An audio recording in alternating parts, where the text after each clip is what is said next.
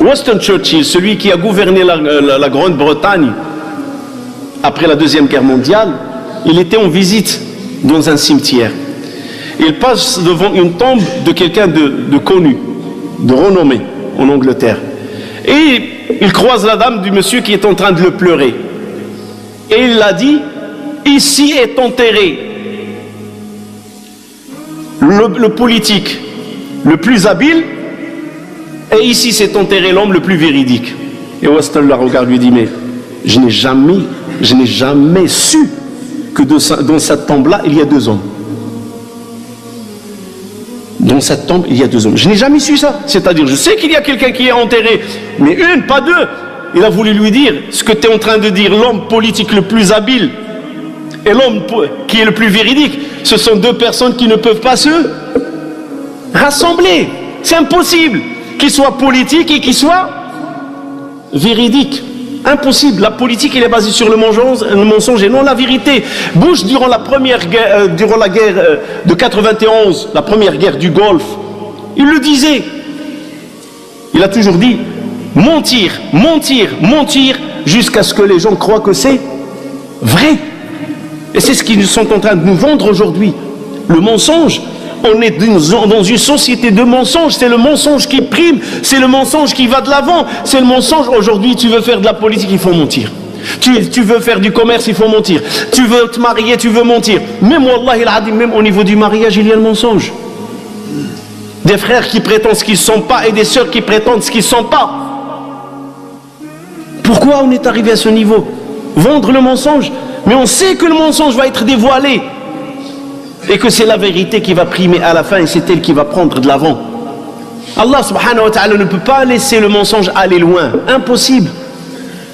La vérité doit prendre le devant. Et regardez à quel point l'islam il est une religion noble. Il y a du vérité qui est vrai, des choses qui sont vraies. Et pourtant l'islam nous a interdit de les dire. Par exemple, la calomnie, la médisance, c'est du vrai. Tu n'as pas le droit de parler sur ton frère ou ta soeur musulmane avec des choses vraies, tu n'as pas le droit. C'est sa vie privée, c'est ça le concerne. Tu n'as pas le droit. Ça c'est notre religion, c'est ce qu'elle nous enseigne. Mais nous maintenant, c'est le contraire. On est dans un milieu, dans un environnement mensongère. Et subhanallah, quand je parle du 1er avril, si vous devriez savoir une chose aussi, frères musulmans, sœurs musulmanes, c'est que l'islam nous enseigne d'être éclairé sur ce qu'on fait. Imaginez ce 1er avril, imaginons, c'est une fête qui est reliée à une croyance. Et nous on l'a faite. Ceux qui envoient des SMS, c'est relié à une croyance. J'ai entendu, parce que je n'ai pas approfondi la recherche, que le 1er avril, c'est un jour de congé pour les fous. C'est-à-dire le 1er avril, on prie pour que les fous reprennent la raison, et c'est la journée où les fous deviennent des gens normaux. On trouve de tout sur l'internet. Je n'ai pas pu trouver quelque chose de tranchant, intangible, qui va dire pourquoi le 1er avril, on l'appelle poisson d'avril, quelque chose d'intangible. Mais ça sent le religieux dedans. Alors comment moi, musulman, je vais fêter quelque chose de religieux et de mensongère, qui ne m'appartient pas à ma religion. Et ce qui est étonnant, parfois tu dis à un certain musulman, je vous donne un exemple. Beaucoup de musulmans se posent la question, mon fils ou ma fille, il est né telle date. Et vous savez, on fête l'anniversaire. Est-ce que je peux fêter l'anniversaire pour mon fils ou pour ma fille?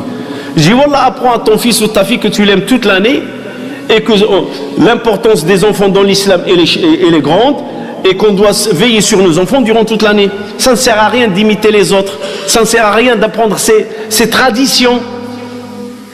C'est commercial. Aller acheter le gâteau, acheter des cadeaux, tout ça c'est commercial. Comme le Nouvel An, comme la fête de Noël, tout ça c'est commercial. On a créé une société basée sur le mensonge. La semaine passée, le Pâques, allez les enfants, on va chercher les œufs au chocolat. Les œufs au chocolat. Il faut trouver cette poule qui est en train de faire des œufs au chocolat. Voilà ce qu'on est en train d'apprendre à nos enfants. Plein de choses comme ça. C'est-à-dire, on joue le jeu du mensonge. Et subhanallah, quand tu dis aux musulmans comme ça, il te dit à la fin, quand il est frustré, il n'aime pas la réponse, mais est-ce que tu as un délil? Est-ce que tu as quelque chose du Coran et de la Sunna qui dit que j'ai pas le droit de fêter? Et subhanallah, pourquoi tu ne me poses pas, est-ce que tu as un délit pour le 1er avril? Parce que les choses, c'est ça l'approche musulmane. Si on veut aller dans le dalil, oui, je suis d'accord. Mais ça concerne tout. Ça ne concerne pas seulement les choses que j'aimerais faire et que je vois que l'islam me déconseille de le faire, alors je cherche la faille. La faille, je la trouve où? Donne-moi un délit.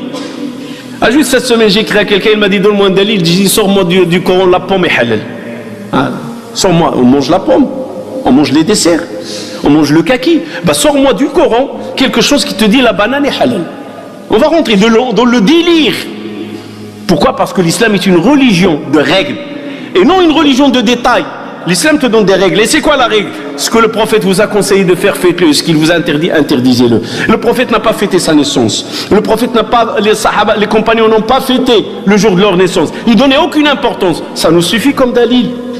Le 1er avril, il ne fait pas partie de la culture musulmane. Ça nous suffit comme dalil. Et il y a des choses qui sont intervenues dans la vie, on les tolère, on les supporte. Ce n'est pas grave. Mais voilà notre religion. C'est ça notre religion, l'islam. Et surtout le mensonge. On peut fermer les yeux sur plein de choses, mais on ne peut pas fermer les yeux sur le mensonge. Le mensonge, il est banni. Et le mensonge ne peut être que turpitude et des conséquences graves. Inna Allah wa malaikatahu yusalluna ala nabi.